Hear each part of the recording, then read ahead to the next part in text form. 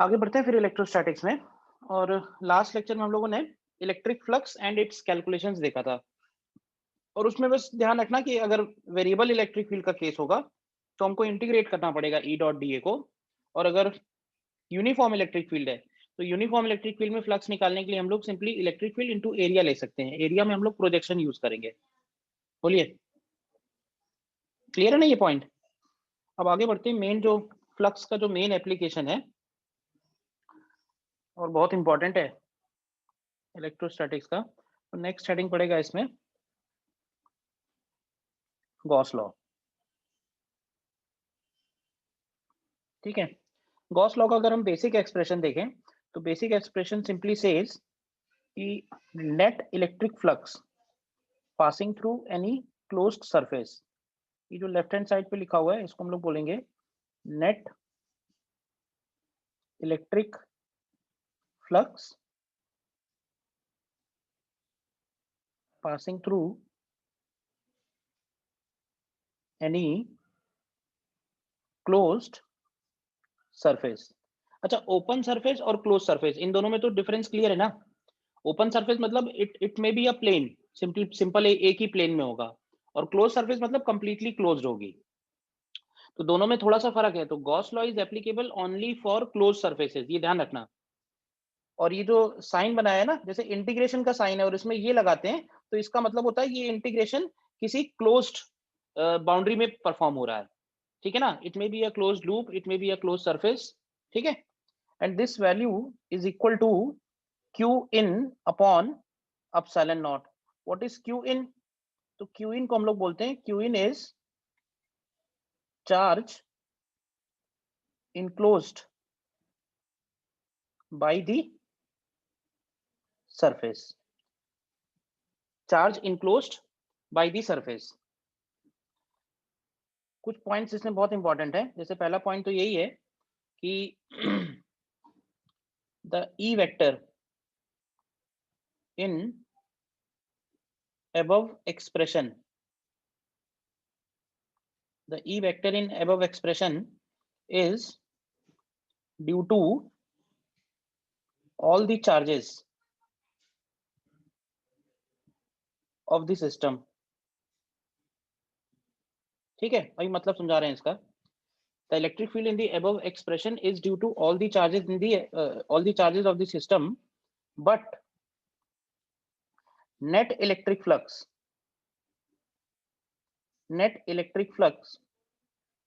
depends only on enclosed charges। ठीक है, इसका जरा मतलब ध्यान से समझना क्योंकि ये सबसे इंपॉर्टेंट पॉइंट है, समझ लो। जैसे मान लें कि अगर हम लोग कुछ चार्जेस ले लेते हैं, जैसे प्लस Q1 है, ठीक है, माइनस Q2 है, प्लस Q3 है, ठीक है, एंड माइनस Q4 है। और हम लोग एक सरफेस ड्रॉ करते हैं, ये रहा वो सरफेस है। ठीक है, जो भी क्लोज सरफेस हम लोग लेते हैं गॉस लॉ के कंटेक्स्ट में, वो कहलाती है गॉसियन सरफेस। ठीक है, तो ये हो गई हमारे लिए, इट बिकम्स गॉसियन सरफेस, मतलब जिसके ऊपर भी हम लोग गॉस लॉ परफॉर्म करने वाले हैं। अब देखो, इनक्लोज चार्ज निकालना तो सबसे आसान है। इनक्लोज चार्ज का सीधा सा मतलब हुआ कि वो जो सरफेस है पूरी की पूरी, उस सरफेस के अंदर जो भी चार्ज आ रहा है दैट बिकम्स इनक्लोज चार्ज। तो इस केस में बताओगे कि इनक्लोज चार्ज क्या बनेगा? व्हाट इज क्यू इन? क्यों भाई? Sir Q1 plus Q3 minus Q2। हाँ, तो क्यू नेट निकालने में ध्यान रखना कि चार्जेस को हम लोग विद साइन लेते हैं। तो इस केस में 3 चार्जेस इनक्लोज चार्जेस है। ठीक है, अच्छा अब जरा हम ये भी मतलब समझते हैं कि ये जो लिखा हुआ है integral E dot D S, इसका मतलब क्या है? ठीक है, तो देखो मतलब इसका ये है कि हम क्या करने वाले हैं, इस सरफेस के ऊपर अलग अलग पॉइंट्स पे, ऐसे समझ लो कि ये एक एरिया वेक्टर है। तो ये एरिया वेक्टर है, तो ये हो गया इसका सपोज ds1। ठीक है, और इस एरिया वेक्टर पे हम लोग देखने वाले हैं कि कितना इलेक्ट्रिक फील्ड है। तो मान लेते हैं कि यहाँ पे इलेक्ट्रिक फील्ड है E1। इसी तरह से ये एरिया वेक्टर है, तो ये एरिया वेक्टर का एलिमेंट हो गया ds2। और इस पॉइंट पे इलेक्ट्रिक फील्ड देखेंगे तो इलेक्ट्रिक फील्ड हो गया लेट्स से E2। तो closed integral E dot ds का मतलब ये है कि हमें इस सरफेस के ऊपर हर एक पॉइंट पे इलेक्ट्रिक फील्ड और एरिया इन दोनों का डॉट प्रोडक्ट लेना है, और ये काम हमें इस सरफेस के ऊपर हर एक पॉइंट पे करना है। और जब ये काम हम सरफेस के ऊपर हर एक पॉइंट पे करेंगे और सभी को ऐड करेंगे तो हमको ये integral E dot D S मिलेगा। तो सबसे पहले ये समझो कि इसका मतलब क्या है, closed integral E dot D S. ई डॉट डी एस का मतलब है कि उस सरफेस के ऊपर हम बहुत सारे ओपन सरफेसेस लेने वाले हैं और हर एक ओपन सरफेस से हम लोग इलेक्ट्रिक फील्ड और उसका डॉट प्रोडक्ट एरिया वेक्टर का डॉट प्रोडक्ट लेंगे, सबको ऐड करेंगे तो हमको ये वैल्यू मिलेगी। तो क्वेश्चन ये इसमें ये है, पॉइंट मैंने इसमें ये लिखवाया है कि जो इलेक्ट्रिक फील्ड है एक्सप्रेशन में, ये इलेक्ट्रिक फील्ड सारे चार्जेस की वजह से है, लेकिन जो फ्लक्स निकल के आएगा it depends only on enclose charges. मतलब कहने का ये है कि ये जो इलेक्ट्रिक फील्ड है, ये इलेक्ट्रिक फील्ड किसकी वजह से है, Q1 Q2 और Q3 की वजह से, या Q1 Q2 Q3 और Q4 की वजह से? बोलिए क्यों भाई? सारे चार्जेस। सारे चार्जेस की वजह से है, ठीक है ना।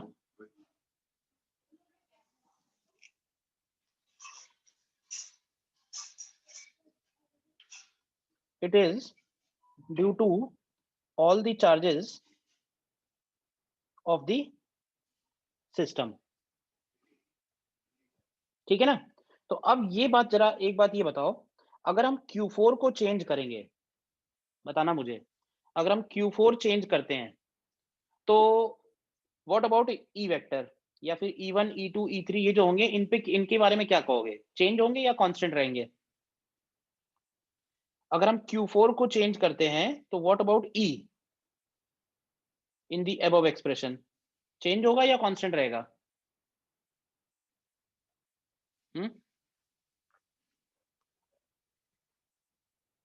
बोलिए। देखो अगर हम Q4 चेंज करेंगे तो E चेंज होगा ना, क्योंकि E किसकी वजह से है, समझो ध्यान से, समझ के आगे बढ़ो। अगर हम Q4 चेंज कर रहे हैं यानी आउटसाइड वाला चार्ज, तो ये जो E1 E2 दिखाएंगे हम, ये सारे चार्जेस का रिजल्टेंट है ना। तो अगर उसमें से कोई भी एक चार्ज चेंज होगा तो वो इलेक्ट्रिक फील्ड चेंज हो जाएगा, ठीक है। लेकिन इंटरेस्टिंग बात ये है जो जल्दी से हजम भी नहीं होती है, वो ये कि ये जो पूरी वैल्यू है, मतलब E चेंज होगा, ये बात सही है, लेकिन उसका जो क्लोज्ड इंटीग्रल निकल के आएगा वो वैल्यू चेंज नहीं होगी, क्योंकि जो Qin है वो Q4 पे डिपेंड नहीं कर रहा है, ठीक है। बोलो, मतलब अगर हम आउटसाइड चार्जेस को चेंज करते हैं तो इलेक्ट्रिक फील्ड चेंज होगा, क्योंकि इलेक्ट्रिक फील्ड सारे चार्जेस की वजह से है, लेकिन closed integral E dot D S की वैल्यू में कोई भी चेंज नहीं आएगा, because it depends on enclose charges only, और इनक्लोज चार्जेस में कोई भी चेंज नहीं हुआ है। तो फिलहाल इस पॉइंट को अभी एकदम दिमाग में बिठा जरूर लेना। बोलो, इसको हम लोग ऐसे एक्सप्लेन कर सकते हैं। हाँ बोलो बोलो, डाउट आ सकता है। ये सर, तो सर जो इलेक्ट्रिक फील्ड चेंज होता है और Q in upon epsilon not change नहीं होता है, तो इसको एडजस्ट कौन करता है कि यही इक्वल तो रहता मतलब, है? यही तो, तभी तो मैंने कहा कि जल्दी से हजम नहीं होती है। बोलो, यही तो बोल रहा हूँ मैं। अब देखो सेकंड पॉइंट देखो, फिर इसमें हो सकता है फर्स्ट पॉइंट क्लियर हो जाए। फर्स्ट सेकंड पॉइंट में हम लोग ये बोलेंगे कि closed integral E dot ds is always 0 due to outside charges. Closed integral E dot ds is always 0 due to outside charges. अब जरा ध्यान से बताना इस बात को। जैसे मान लें कि अगर हम लोग एक गॉसियन सरफेस लेते हैं, ठीक है, क्यूब है या क्यूबॉइड है, कुछ भी मान लो, ठीक है, और हमने जो चार्ज पार्टिकल लिया है वो चार्ज पार्टिकल बाहर है, ये है प्लस क्यू का चार्ज, ठीक है। तो ये बताओगे कि इस गॉसियन सरफेस से पास होने वाला नेट फ्लक्स क्या होगा? क्यों भाई, इस गॉसियन सरफेस से पास होने वाला नेट फ्लक्स माने कि इस सरफेस से E डॉट ds की वैल्यू क्या होगी total? Closed integral E dot ds की वैल्यू क्या होगी इस कंप्लीट सरफेस के लिए? क्लोज सरफेस है ये, चार्ज बाहर रखा हुआ है और कहीं कोई चार्ज नहीं है। 0 जीरो आएगी। क्यों जीरो आएगी? क्योंकि गॉस लॉ लगाएंगे अगर हम लोग, तो हम लोग यही बोलेंगे कि इसके अंदर थोड़े ना कोई चार्ज है। अब मुझे Yes, ये sir. बताओ कि इसके अंदर कोई चार्ज नहीं है, ठीक बात है, लेकिन क्या इसके किसी भी पॉइंट पे इलेक्ट्रिक फील्ड जीरो है क्या? बताओ, इस सरफेस के किसी भी पॉइंट पे इलेक्ट्रिक फील्ड जीरो है क्या due to this charge? No, sir. नहीं जीरो है, तो इलेक्ट्रिक फील्ड नॉन जीरो है, बावजूद उसके ये वैल्यू जीरो आएगी ना निकल के, Yes, sir. क्योंकि जो आउटसाइड वाले चार्जेस का इलेक्ट्रिक फील्ड है वो क्लोज्ड इंटीग्रल में कोई भी कंट्रीब्यूशन नहीं करता है। तो इस वजह से Q4 चेंज करने पे E चेंज तो हुआ, लेकिन जो टोटल फ्लक्स की वैल्यू है वो चेंज नहीं हुई। यही गॉस लॉ है। बोलिए। अब ये सर सेकंड पॉइंट है तो ये क्यों है ये समझ में नहीं आ रहा है। अब इसको और ऐसे समझ सकते हो कि मान लेते हैं कि अगर मैं तुमसे कहूं कि भाई एक काम करो कि फील्ड लाइन बना लो, और क्या कर सकते हैं, इस पॉइंट चार्ज की अगर हम फील्ड लाइन बनाएं तो इस पॉइंट चार्ज का फील्ड कैसा होगा बताओ? इस पॉइंट चार्ज का जो फील्ड होगा वो इस पॉइंट चार्ज से शुरू होके कहां तक जाएगा? इन्फिनिटी। इंफिनिटी तक जाएगा। तो बताओगे what about number of field lines going into the surface, and what about number of field lines coming out of the surface? Number of field lines going into and number of field lines coming out, इनके बारे में क्या कहोगे? बराबर होंगी या कम ज्यादा होंगी? होंगी। हम्म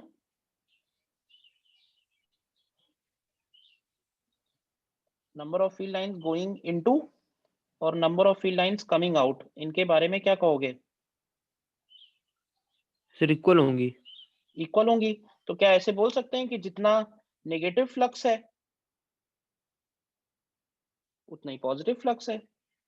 भाई गोइंग इनटू है तो फ्लक्स नेगेटिव होगा, और कमिंग आउट है तो फ्लक्स पॉजिटिव होगा। तो what about net flux? Zero zero. आएगा ना। Yes got it. तो अब ध्यान जरूर रखना,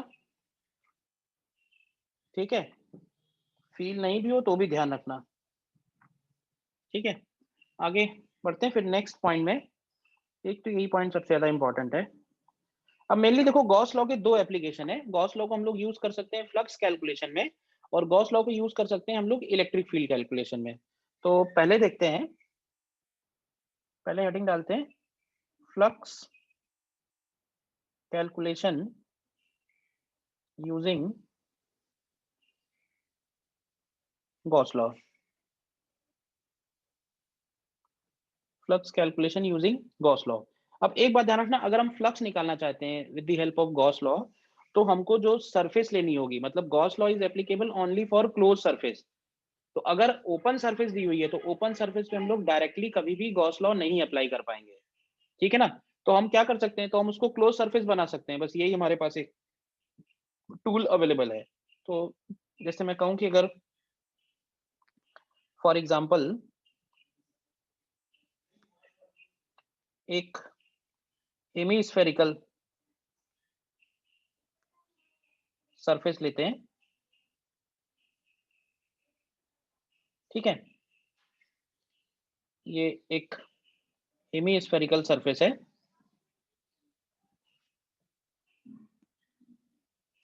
ठीक है, रेडियस इसका r है, और इसके सेंटर पे हम लोगों ने एक प्लस q का चार्ज रखा हुआ है, ठीक है। तो हमें निकालना है फाइंड फ्लक्स थ्रू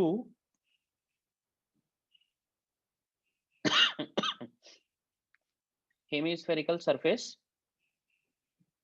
अब इसको तुम्हें दोनों मेथड से करना है, यूजिंग फ्लक्स डेफिनेशन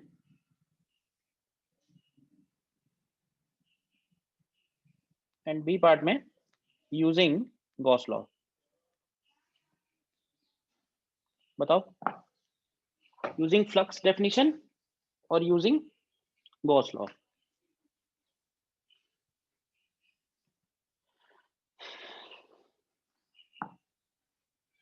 देखो बताओ। देखो अगर हम फ्लक्स का डेफिनेशन यूज करेंगे तो जरा देखना ध्यान से।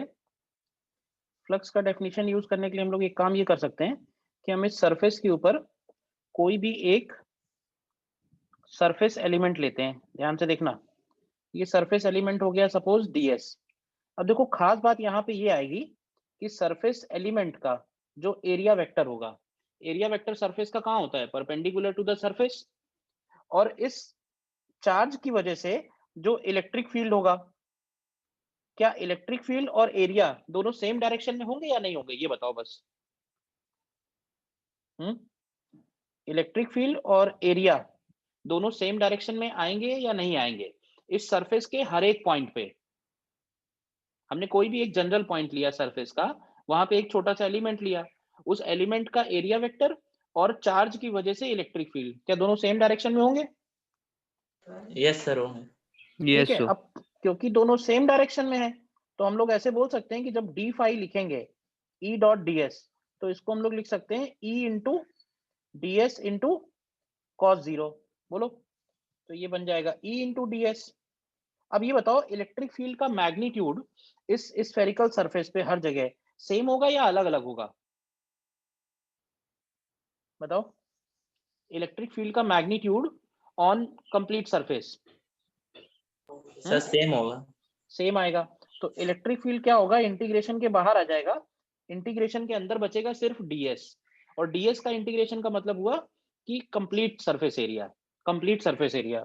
तो इलेक्ट्रिक फील्ड का वैल्यू रख दो, इलेक्ट्रिक फील्ड कितना होगा पॉइंट चार्ज की वजह से, तो ये होगा 1/4 pi epsilon not into q upon r square. बोलो, और ds की वैल्यू क्या होगी, अब क्योंकि हेमी स्फीयर है तो इसको 2 पाई r स्क्वायर बोल सकते हैं। तो ये अगर तुम वैल्यू निकालोगे तो ये आएगी q अपॉन 2 एप्सिलॉन नॉट। बताओ, क्लियर है मेथड 1? बोलिए। अब अगर हम इसी क्वेश्चन को करना चाहते हैं यूजिंग गॉस लॉ, तो गॉस लॉ जो है वो ओपन सरफेस पे तो लगेगा ही नहीं, हमें क्लोज सरफेस पे लगाना पड़ेगा। तो हमारे पास ट्रिक ये है कि हम किसी तरह से जो ओपन सरफेस गिवन है हमें हमें उनको क्लोज सरफेस बनाना पड़ेगा। तो इस ओपन सरफेस को हम क्लोज कैसे कर सकते हैं? तो इस अगर ओपन सरफेस को क्लोज करना है तो देखो क्लोज करने के तो इनफाइनाइट तरीके हैं, बट हमको कैसे करना है, तो हमको इस तरह की सरफेसेस लेनी है जिससे कि हम कंप्लीट फ्लक्स को उन डिफरेंट सरफेसेस में इक्वली डिवाइड कर पाए। और इक्वली डिवाइड हम तभी कर पाएंगे जब सरफेसेस दिखने में विद रिस्पेक्ट टू चार्ज एक जैसी होंगी, सरफेसेस की पोजीशन, सरफेसेस की लोकेशन, उनका साइज, शेप चार्ज के रिस्पेक्ट में सेम होगा। तो कोशिश ये करो जैसी सरफेस से पूछा हुआ है उसी टाइप की सरफेसेस को तुम ला के इसमें ऐड करो और इस चार्ज को किसी तरह इनक्लोज कर दो। तो ये क्वेश्चन तो खैर बहुत सिंपल है, सीधा सीधा। हमें क्या करना है, क्योंकि हेमीस्फेयर है तो हेमीस्फेयर में हम ऐसे बोल सकते हैं कि एक और हेमीस्फेयर लाके जोड़ देते हैं। क्यों भाई? तो ये बताओ कि अगर हमने एक और हेमीस्फेयर लाके जोड़ दिया तो अब इस कंप्लीट स्फेयर से टोटल फ्लक्स कितना आएगा? तो कंप्लीट स्फेयर से टोटल फ्लक्स का वैल्यू होगा Q in upon epsilon not, यानी क्यू अपॉन एप्सिलॉन नॉट। तो ये बताओगे कि हर एक हाफ पोर्शन से कितना आएगा? तो हर एक हाफ पोर्शन से क्यू अपॉन 2 एप्सिलॉन नॉट हो जाएगा। बट ये जो हम लोगों ने क्यू अपॉन एप्सिलॉन नॉट से क्यू अपॉन 2 एप्सिलॉन नॉट किया है, ये ऐसा नहीं कि कभी भी कर देंगे, ये तभी कर पाएंगे जब चार्ज दोनों सरफेसेस के रिस्पेक्ट में, तुम ध्यान से देखो, एक ही जगह पे है।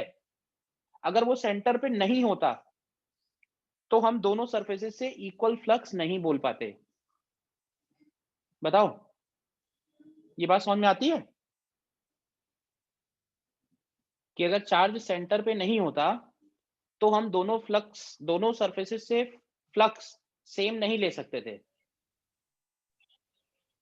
ठीक है? Yes sir. सर एक कंफ्यूजन है।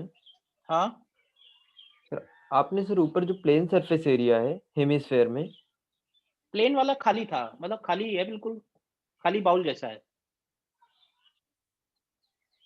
अच्छा प्लेन ठीक है। सरफेस से नहीं निकाला है, सिर्फ हमने उससे निकाला है, कर्व सरफेस से। जब तक बोलेगा नहीं अब तक उसको हम क्लोज क्यों मानेंगे? ठीक है, और बताओ। अब इस तरह के इस पर्टिकुलर कॉन्सेप्ट पे कई सारे क्वेश्चन तुमको मिलेंगे। जैसे कि मान लो कि ये कोई प्रॉब्लम है, इसमें एक चार्ज है प्लस क्यू, और ये चार्ज एक स्क्वायर सरफेस से a/2 हाइट पे रखा हुआ है, ठीक है ना, और हमें इस प्लेट से इसके सेंटर से रखा हुआ है, सेंटर से a/2 हाइट पे, तो इस प्लेट से पास होने वाला फ्लक्स बताना है। बताते जाओ, तो बहुत सारे आसान आसान क्वेश्चन है सीधे सीधे। या फिर सपोज करो कि अगेन स्क्वायर प्लेट है,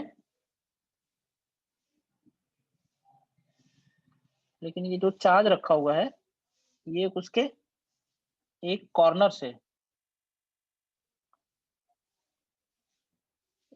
से ए हाइट पे रखा हुआ है, तो इससे पास होने वाला फ्लक्स क्या होगा?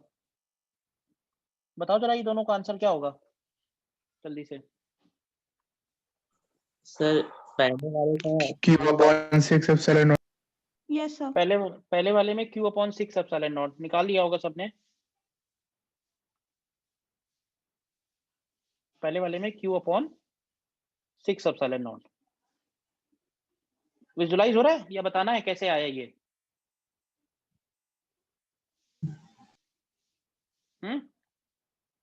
नेक्स्ट वाले में क्या करेंगे?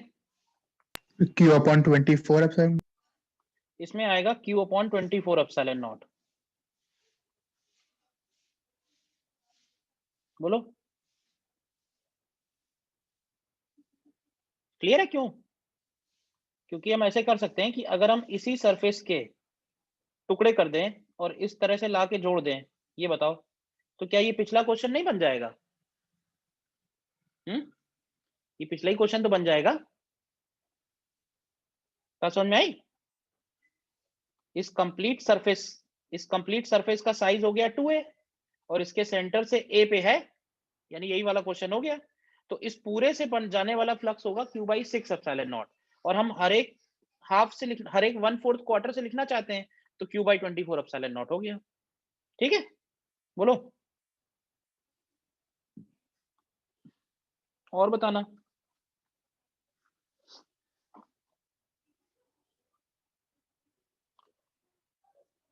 सपोज हमारे पास एक रिंग है, ठीक है,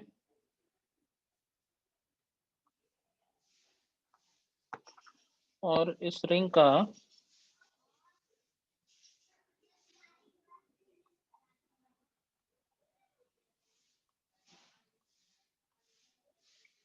का रेडियस है r, और इस रिंग के ऊपर यूनिफॉर्मली Q चार्ज डिस्ट्रीब्यूटेड है, ठीक है।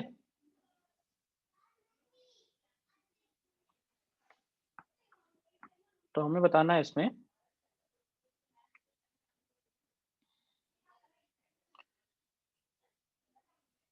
क्वेश्चन लिखो, find electric flux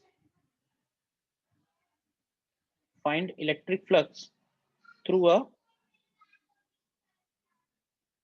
Gaussian surface of radius capital R, ठीक है, whose center is at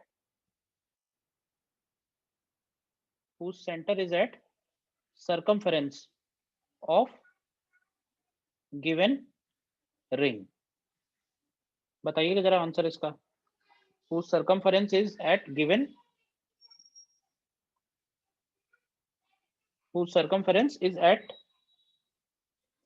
is at circumference of given ring, sorry. देखो करो, बताओ कैसा गॉसियन सरफेस है क्यों भाई?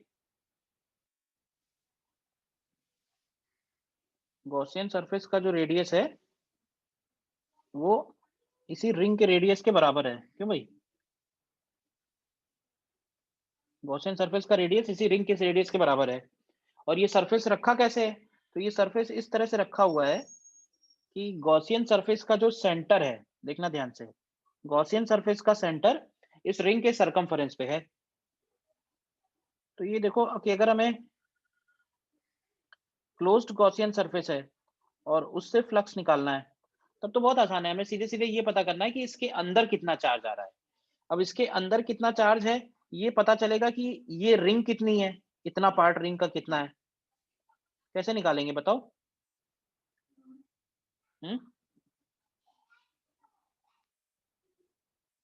क्यों भाई?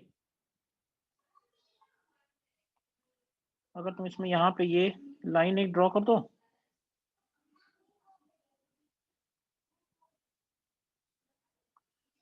ठीक है, और एक लाइन ये ड्रॉ करो, देखो ध्यान से। तो क्या ये बोल सकते हैं कि ये भी आर रेडियस है और ये भी आर रेडियस है, और अगर हम ये दोनों ज्वाइन कर देंगे तो ये दोनों भी आर रेडियस हो जाएंगे। तो एक तरह से क्या ये इक्विलैटरल ट्रायंगल बन रहा है? तो अगर इक्विलैटरल ट्रायंगल बन रहा है तो ये वाला एंगल भी 60 डिग्री होगा और ये वाला एंगल भी 60 डिग्री होगा। तो बताओगे कि रिंग का कितना पार्ट उस गॉसियन सरफेस के अंदर है? तो भाई रिंग का कितना पार्ट उस गॉसियन सरफेस के अंदर है? बोलिए। अरे मतलब पूरे 360 डिग्री में से 120 डिग्री अंदर है या नहीं है बताओ? Yes sir, 1/3। तो 1/3 अंदर है, तो क्यू इन कितना होगा? तो क्यू इन की वैल्यू हो जाएगी Q/3, और क्यू इन पता चल गया है तो फ्लक्स की वैल्यू सीधे सीधे Q in upon epsilon not हो जाएगा। हो गया? बोलो।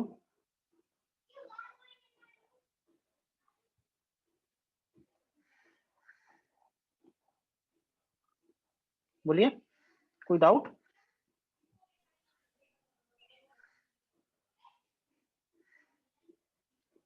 मान लेते हैं कि एक इनफाइनाइट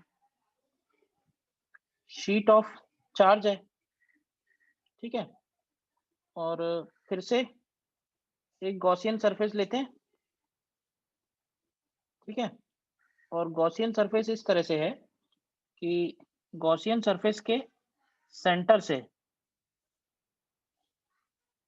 इस शीट का जो डिस्टेंस है वो है x, ठीक है, और ये जो गॉसियन सरफेस है इसका रेडियस है r।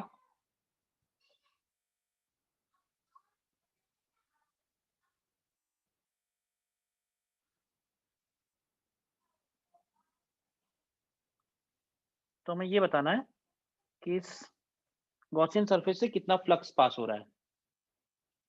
निकाल सकते हो?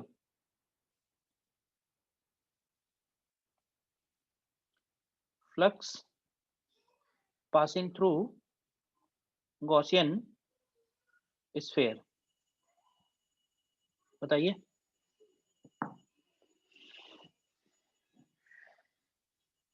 गॉसियन स्फीयर का जो सेंटर है और जो शीट है उसके बीच में x डिस्टेंस है, निकालो क्या आएगा? बताओ भाई कितना आया? हमें सिंपली ये देखना है, ध्यान से देखो। तो यहाँ पे मैंने एक सर्कल बना दिया है, तो ये कितना चार्ज है यही तो पता करना है। अब ये चार्ज पता करने के लिए एक सर्कल बन रहा होगा, तो इस सर्कल का रेडियस कितना बन रहा होगा? देखो ये वाला रेडियस r है, तो ये जो सर्कल है इसका रेडियस बन रहा होगा √r² - x²। क्यों भाई? तो क्यू इन की वैल्यू क्या बनेगी? तो क्यू इन की वैल्यू बनेगी सिग्मा इनटू एरिया जितना उसके अंदर है। सिग्मा की जगह सिग्मा आएगा, एरिया की जगह पाई स्मॉल r² आएगा। तो फ्लक्स की वैल्यू हो जाएगी sigma pi r² - x² divided by epsilon not. बोलिए, कोई डाउट है? क्लियर है? तो भाई कोई डाउट या क्लियर है?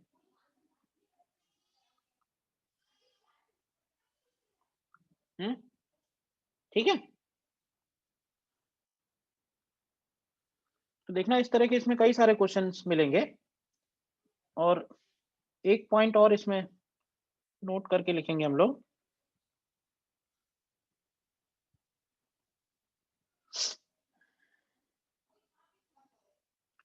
Flux using solid angle concept. Flux using solid angle concept. तो इसको समझना जैसे जैसे मान लो कि हमारे पास कोई स्फेरिकल गॉसियन सरफेस है और उस स्फेरिकल गॉसियन सरफेस के सेंटर पे एक चार्ज रखा हुआ है। देखना, तो जरा बताओगे कि इस चार्ज से टोटल कितना फ्लक्स निकल रहा है? क्यों भाई, इस चार्ज से या फिर इस सरफेस से टोटल कितना फ्लक्स निकल रहा है? क्यों भाई, बताइए।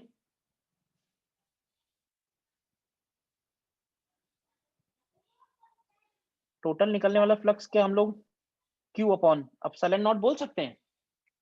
बताओ। तो ये जो Q अपॉन एप्सिलॉन नॉट का फ्लक्स निकल रहा है, टोटल फ्लक्स, ये टोटल फ्लक्स हम लोग बोलते हैं कि 3 डायमेंशनली निकल रहा है। मतलब उस पॉइंट चार्ज को सेंटर ऑफ स्फीयर ले रहे हैं और वो पूरा का पूरा जो फ्लक्स है वो पूरे स्फीयर से बाहर आ रहा है चारों तरफ से। तो ये एक तरह से 3D में बन रहा है। तो हम ऐसे बोल सकते हैं कि वो जो फ्लक्स है वो पूरे स्फेरिकल एरिया पे यूनिफॉर्मली डिस्ट्रीब्यूटेड होगा। तो अगर हमें पर यूनिट एरिया चाहिए कि कितना फ्लक्स होगा तो हम निकाल सकते हैं। तो इसी तरह से यहीं से आया है सॉलिड एंगल का कॉन्सेप्ट। सॉलिड एंगल का कॉन्सेप्ट क्या है कि अगर हम यहाँ पे ऐसे बोलें कि इस चार्ज की वजह से अगर हम यहाँ पे एक कोन बनाते हैं, ध्यान से देखना, ठीक है, तो ये वाला एंगल अगर प्लेन एंगल है तो ये कोन जो एंगल सबटेंड करेगा, इसका जो बेस एरिया जो सबटेंड करेगा उसको हम लोग बोलते हैं सॉलिड एंगल। और सॉलिड एंगल को, प्लेन एंगल को सॉलिड एंगल में और सॉलिड एंगल को प्लेन एंगल में बदला जा सकता है यूजिंग दिस एक्सप्रेशन। देखो, जिसमें थीटा जो है वो प्लेन एंगल है और ये जो ओमेगा है इसको बोलते हैं हम लोग सॉलिड एंगल। ठीक है, यहाँ ध्यान से देखो कि थीटा की वैल्यू अगर 0 है तो सॉलिड एंगल भी 0 है। मतलब इमेजिन करो कि एक ऐसा कोन जिसका सेमी वर्टेक्स एंगल 0 हो, तो एक तरह से क्या वो बंद हो गया ना पूरी तरह से? तो अगर वो पूरी तरह से बंद हो गया तो वो फ्लक्स 0 हो जाएगा। क्यों? क्योंकि उसका सॉलिड एंगल भी 0 है, प्लेन एंगल भी 0 है। अब इसी तरह समझो कि हम धीरे धीरे उस कोन को ओपन कर रहे हैं, ओपन आउट कर रहे हैं। तो जब थीटा की वैल्यू 90 डिग्री पहुंचेगी तो क्या हेमी स्फेरिकल सरफेस बनेगा? बताओ। एक ऐसा कोन बनाओ जिसका थीटा 90 हो, तो ये जो सरफेस बनेगी क्या हेमी स्फेरिकल होगी? तो जब थीटा की वैल्यू 90 है तब जो ओमेगा है उसको हम लोग बोलते हैं पाई, पाई या 2 पाई, 2 पाई। और अगर हम और उसको ओपन करें और थीटा की वैल्यू 180 डिग्री ले जाएं तो तुम ध्यान से देखो ओमेगा की वैल्यू आएगी 4 पाई। तो जो सॉलिड एंगल है वो 0 से लेके 4 पाई में इक्वली डिस्ट्रीब्यूटेड होगा। ठीक है, और फ्लक्स कैसे डिस्ट्रीब्यूटेड होगा? तो हम ऐसे बोल सकते हैं कि flux linked with per unit solid angle, flux linked with per unit solid angle. तो पर यूनिट सॉलिड एंगल से कितना फ्लक्स होगा तो उसको हम लोग लिखते हैं Q upon 4 pi epsilon not. 4 पाई से डिवाइड कर दिया है, 4 पाई का सॉलिड एंगल बनेगा पूरे स्फीयर में। ऐसे समझो कि जैसे सर्कल अपने सेंटर पे 2 पाई का प्लेन एंगल सबटेंड करता है, सिमिलरली एक स्फीयर अपने सेंटर पे 4 पाई का सॉलिड एंगल सबटेंड करता है। ये फर्क है, सॉलिड एंगल जो है वो 3 डायमेंशनल है, प्लेन एंगल जो है वो 2 डायमेंशनल है। ठीक है ना? तो यहाँ याद हमें ये रखना है कि if a surface makes omega solid angle at a point charge, मतलब किसी पॉइंट चार्ज पे अगर कोई सरफेस ओमेगा एंगल बना रही है, if a surface makes omega solid angle at a point charge, then flux linked with the surface, तो ये याद रखो, linked with the surface। तो flux linked with the surface की वैल्यू हो जाएगी Q omega upon 4 pi epsilon not. ये एक फॉर्मूला याद रखो। ओमेगा निकालना अगर हमको आता है तो हम लोग फ्लक्स भी आसानी से निकाल लेंगे। बस देखो, नोट करो यहाँ तक, ठीक है ना? किस टाइप की प्रॉब्लम्स में काम आएगा हमें? तो जैसे मान लो, जैसे यही एक क्वेश्चन है कि सपोज एक डिस्क है और इस डिस्क के एक्सिस पे x डिस्टेंस पे एक चार्ज रखा हुआ है, तो इस डिस्क से पास होने वाला फ्लक्स कितना होगा ये बताना है। तो देखो, जितने भी ऐसे ऑब्जेक्ट हैं जिनको हम अगर पॉइंट चार्ज पे जोड़ें और कोन बन जाए, तो हम उन सभी के लिए डायरेक्ट सॉलिड एंगल का फॉर्मूला लगा सकते हैं। बहुत लिमिटेड जगह यूज होगा, बट ठीक है, जहां जहां भी यूज होगा वहां वहां तो निकाल ही सकते हैं। जितने भी ऐसे ऑब्जेक्ट्स आएंगे जिनको अगर हम पॉइंट ऑब्जेक्ट से ज्वाइन करें उस सरफेस को, तो एक कोन का शेप बन रहा हो, तो अगर कोन बन रहा होगा तो कोन में हम लोग प्लेन एंगल को सॉलिड एंगल में कन्वर्ट कर सकते हैं। तो जरा मुझे ये बताओगा कोई कि ये कितना प्लेन एंगल बनेगा? भाई डिस्क को अगर हम ज्वाइन करेंगे तो ये कोन बन रहा है, देखो ध्यान से, तो ये वाला एंगल कितना बनेगा? ये वाला थीटा या कॉस थीटा कितना होगा? बताओ भाई।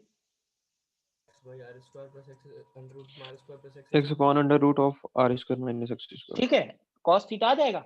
अच्छा, कॉस थीटा आ जाएगा तो क्या ओमेगा आ जाएगा?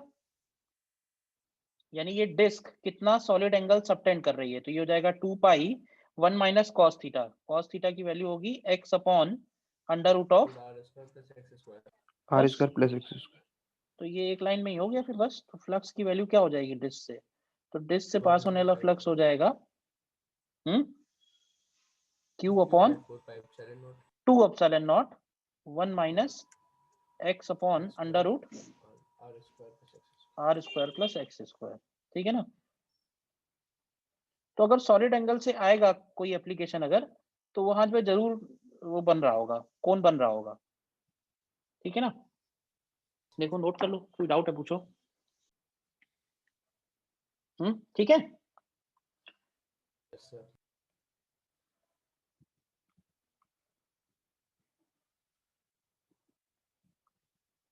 देखो, इस पे एक क्वेश्चन और करके बताओ।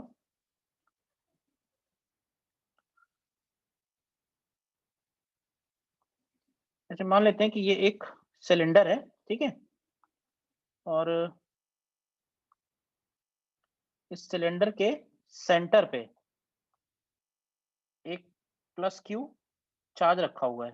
ठीक है, इस सिलेंडर का जो रेडियस है वो तो r है, और इस सिलेंडर की जो लेंथ है वो है 2r बाई रूट 3।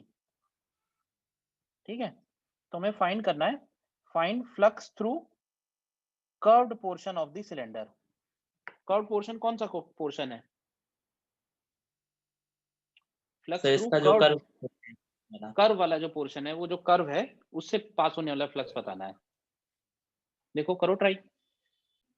थोड़ा एक बात इसमें ध्यान से विजुलाइज करना कि अगर हम पॉइंट चार्ज के ऊपर उसका कर्व सरफेस को 3D में मिलाएंगे तो कोन नहीं बनेगा। हाँ, लेकिन अगर हम उस सिलेंडर के जो दो फ्लैट पोर्शन है उन दोनों को हम क्यू पे मिलाएंगे तो कोन बनेगा। तो ये जो फॉर्मूला ऊपर लिखा हुआ है ये तभी एप्लीकेबल है जब वो कोन बन रहा हो। ठीक है ना?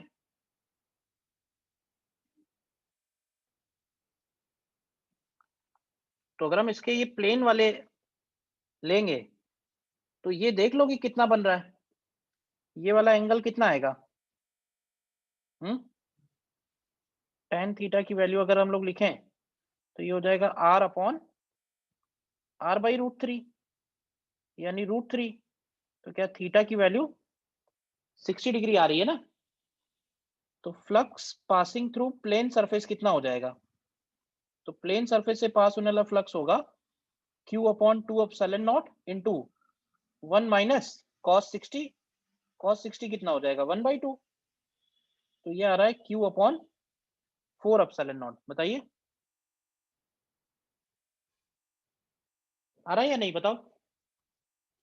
प्लेन सरफेस से पास होने वाला फ्लक्स, और जो टोटल फ्लक्स है इस सिलेंडर से उसको हम लोग लिख सकते हैं flux passing through curved portion plus 2 times flux passing through plane surface. बताओ, total flux using Gauss law लिख देंगे। Using Gauss law total flux क्या होगा? क्यू अपॉन एप्सिलॉन नॉट, और कर्व्ड वाला हमें निकालना है। तो इट इज प्लस 2 टाइम्स, यानी ये हो जाएगा q upon 2 epsilon naught on phi curved is equal to q upon 2 epsilon naught आ जाएगा। देखो क्लियर है कैसे निकाला इनडायरेक्टली। डायरेक्टली कर्व्ड सरफेस के लिए नहीं लगेगा,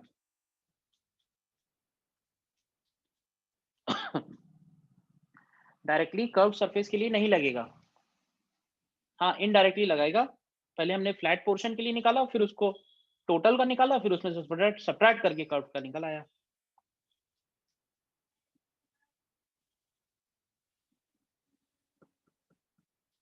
ठीक है, बोलिए।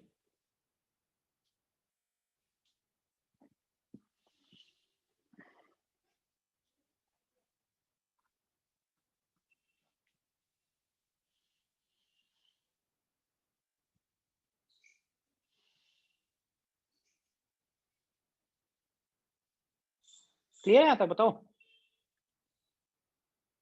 तो ये तो हो गया electric flux using Gauss law.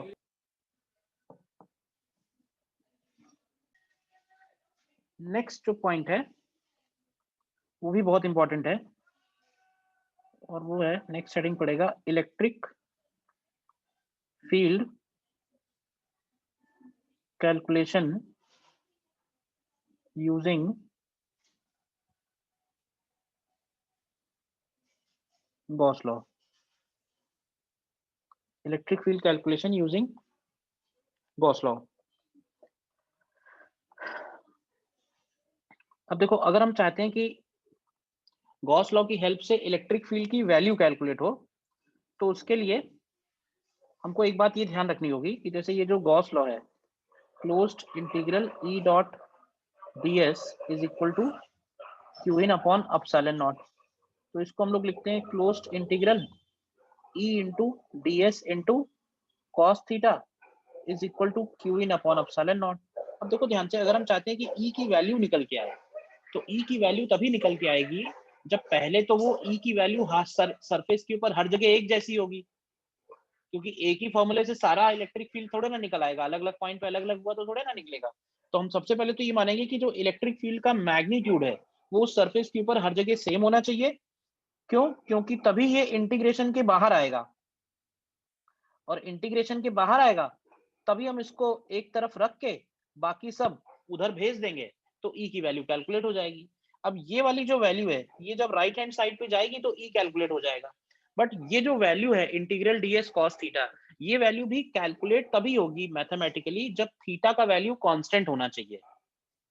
क्योंकि अगर थीटा कांस्टेंट नहीं हुआ, थीटा हर जगह अलग अलग हुआ, तो फिर से ये वैल्यू सॉल्वेबल नहीं बनेगी। तो सॉल्व तभी हो पाएगी जब थीटा भी कांस्टेंट होना चाहिए। हाँ, ये हो सकता है कि थीटा हर जगह कांस्टेंट नहीं है, लेकिन कहीं कहीं कांस्टेंट है, और जहां कांस्टेंट नहीं है वहां थीटा की वैल्यू सपोज 90 डिग्री हो जाती है, तो 90 डिग्री होने में क्या होगा कि ये पूरा टर्म जीरो ही हो जाएगा, तो वो भी कैलकुलेशन बन जाएगा। ठीक है ना, डिपेंड करेगा कैसी सिचुएशन है। तो सबसे पहला पॉइंट यही आता है कि यूजिंग गॉस लॉ अगर हम इलेक्ट्रिक फील्ड कैलकुलेट कर रहे हैं तो हमको गॉसियन सरफेस किस तरह का लेना चाहिए। ठीक है ना, तो ये बात जरा नीचे नोट कर लो। तो while calculating electric field using Gauss law, the surface should be chosen such that, point number A में हम लोग लिखेंगे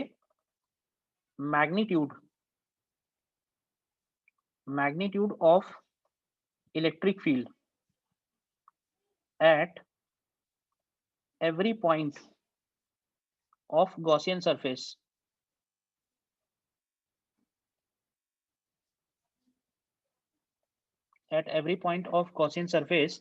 is same। ठीक है, एंड पॉइंट नंबर बी पे एंगल बिटवीन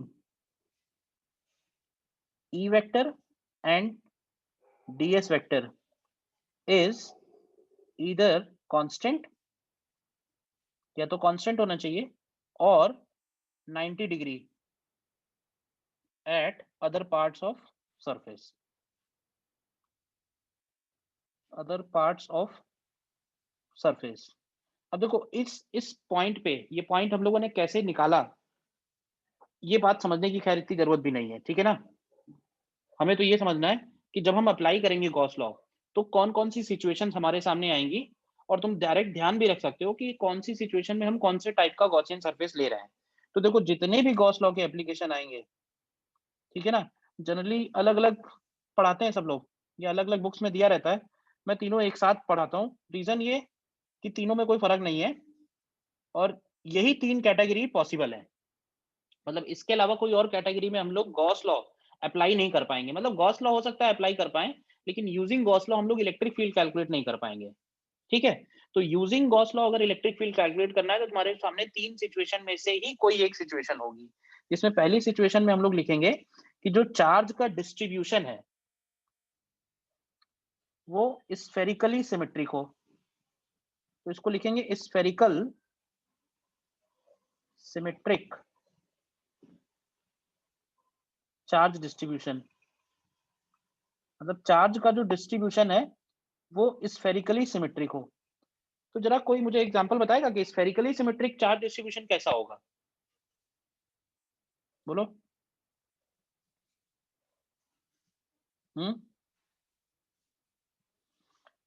दूसरा हो सकता है सिलिंड्रिकल सिमेट्रिक,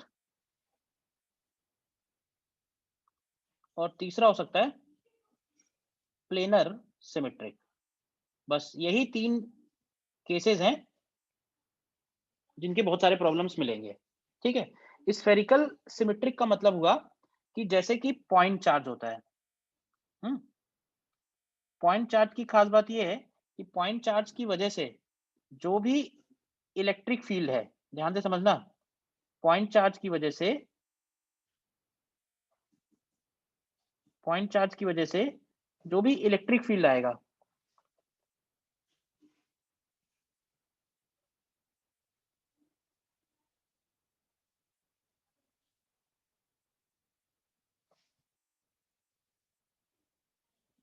जो भी इलेक्ट्रिक फील्ड आएगा वो उस चार्ज की लोकेशन पे,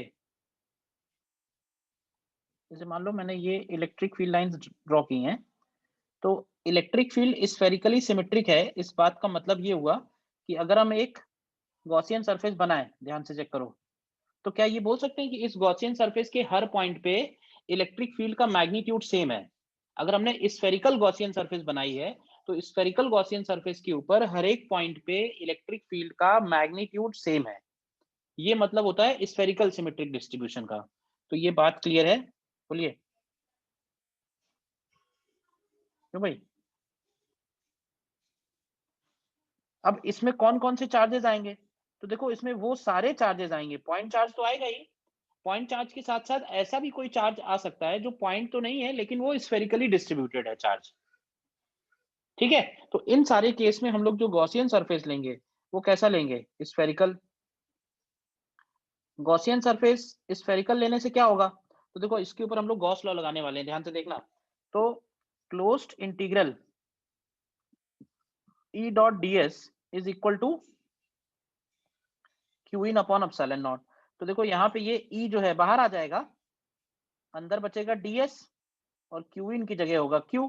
तो ये वैल्यू बताओगे कितनी बच जाएगी स्फेयर के लिए, तो स्फेयर के लिए ये वैल्यू बनेगी 4πr²।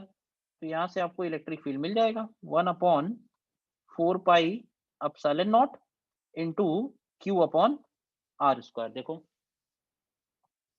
तो स्फेरिकल डिस्ट्रीब्यूशन के जितने भी केस आएंगे उसमें ये पहले 2 स्टेप एकदम कॉमन रहेंगे, यही रहेंगे दोनों स्टेप। मतलब कहने का है कि जो लेफ्ट हैंड साइड होगा ना गॉस लॉ का, लेफ्ट हैंड साइड पे हमेशा यही आएगा E इंटू 4πr², ठीक है। तो अब जरा बताओगे कि स्फेरिकल डिस्ट्रीब्यूशन हो गया, तो सिलेंड्रिकल डिस्ट्रीब्यूशन कैसा होगा। सिलेंड्रिकल डिस्ट्रीब्यूशन में कौन आएगा, सिलेंडर में आ जाए प्रेजेंट होगा equal magnitude cylindrical drop. Distribution में बोल सकते हैं कि एक इनफाइनाइट लाइन चार्ज हो सकता है, मतलब एक लॉन्ग लीनियर चार्ज है अगर, तो इस केस में जब हम लोग गॉसियन सरफेस लेंगे तो वो गॉसियन सरफेस हमको सिलेंड्रिकल सिमेट्रिक लेनी पड़ेगी। देखो ध्यान से,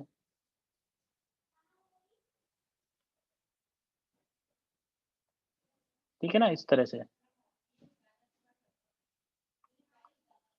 ठीक है, अब इसमें जब हम गॉस लॉ लगाएंगे तो ध्यान से एक बात देखना कि ये जो कर्व्ड सरफेस है, कर्व्ड सरफेस पे ds वेक्टर और e वेक्टर दोनों सेम डायरेक्शन में आएंगे, लेकिन ये जो प्लेन सरफेस है, प्लेन सरफेस पे ds वेक्टर इधर आएगा लेकिन e वेक्टर इधर आएगा, जिसकी वजह से e वेक्टर और ds वेक्टर के बीच में एंगल कितना हो जाएगा, e वेक्टर और ds वेक्टर के बीच में एंगल 90 डिग्री हो जाएगा। तो जब हम इसके ऊपर गॉस लॉ लगाएंगे ना, यानी close integral e dot ds is equal to Q in upon epsilon naught, तो ये close integral e dot ds को हम लोग लिखेंगे e into curved surface area. तो इसका कर्व्ड सरफेस एरिया कितना है, 2 पाई RL, और क्यू इन कितना बनेगा, तो क्यू इन की जगह बनेगा लैम्डा इंटू एल। तो देखो यहाँ से आपको फिर से वही फॉर्मूला मिल जाएगा जो हम लोगों ने निकाला था, lambda upon 2 pi epsilon not r। Infinite line charge के लिए निकाला था ना, 2k लैम्डा बाई r आया था, वहां पे हम लोगों ने 2k लैम्डा बाई r लिखा था, वहां पे हम लोगों ने 2k लैम्डा बाई r लिखा था।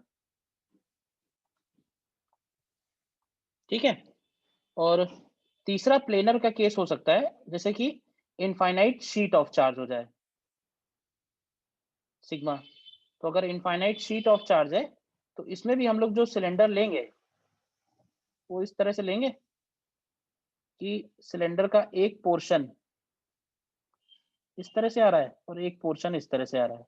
यहाँ पे भी अगर आप देखोगे तो ये वाला जो फ्लैट पोर्शन है, फ्लैट पोर्शन पे ds वेक्टर और e वेक्टर सेम डायरेक्शन में आएगा, लेकिन इस बार कर्व्ड पोर्शन से ds वेक्टर और e वेक्टर के बीच में एंगल 90 डिग्री हो जाएगा, यानी इस बार फ्लक्स कर्व्ड से नहीं होगा, फ्लैट पोर्शन से होगा।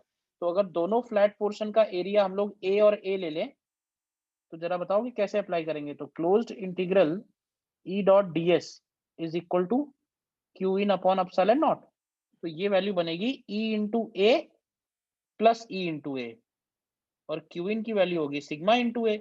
इसके अंदर कितना चार्ज आएगा, मतलब ये शेडेड पोर्शन में कितना चार्ज होगा, तो शेडेड पोर्शन का चार्ज होगा sigma into A and divided by epsilon naught. तो यहाँ से आपको इलेक्ट्रिक फील्ड मिलेगा सिग्मा अपॉन 2 एप्सिलॉन नॉट। देखो